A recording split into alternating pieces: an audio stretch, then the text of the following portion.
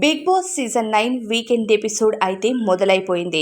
Host Nagarjuna గారు Saturday ఎపిసోడ్లో hosting అన్నది ఇర్రగద్దీస్తున్నారట. అలానే ఈ రోజు టీఆర్పీ నెక్స్ట్ లెవెల్కు వెళ్ళబోతుంది. అలానే కంటెస్టెంట్స్కి ఒక్కొక్కరికి తాట తీశారట కింగ్ నాగార్జున గారు. ఇప్పటికే కంటెస్టెంట్స్తో మాట్లాడడం కూడా పూర్తయింది. ఇకపోతే హోస్ట్ నాగార్జున గారు ఈ వారం ట్రిపుల్ ఎలిమినేషన్ చేయబోతున్నారట హౌస్లో. అయితే డబుల్ ఎలిమినేషన్ ఓటింగ్తో అవుతే ఒక ఎలిమినేషన్ రెడ్ కార్డ్తో అవ్వబోతుంది.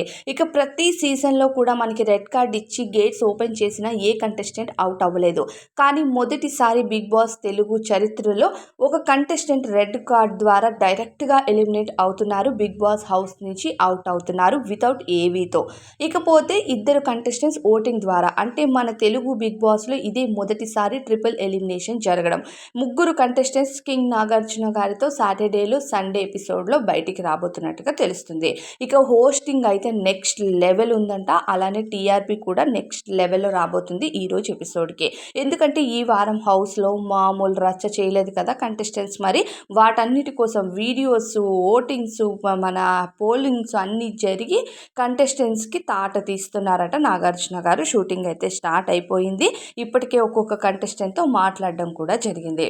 ఇకపోతే కంటెస్టెంట్స్తో పాటు సాటర్డేను సండే ఎపిసోడ్లో కొంతమంది గెస్ట్లు అయితే రాబోతున్నారట బిగ్ బాస్ సీజన్ 9 స్టేజ్ పైకి. అందులో ఒకరు నాని గారు అని తెలుస్తుంది. నాని గారు బిగ్ బాస్ సీజన్ 9 స్టేజ్ పైకి రాబోతున్నారు. ఏదో ప్రమోషన్లో భాగంగా ఆయన స్టేజ్ పైకి రాబోతున్నారు.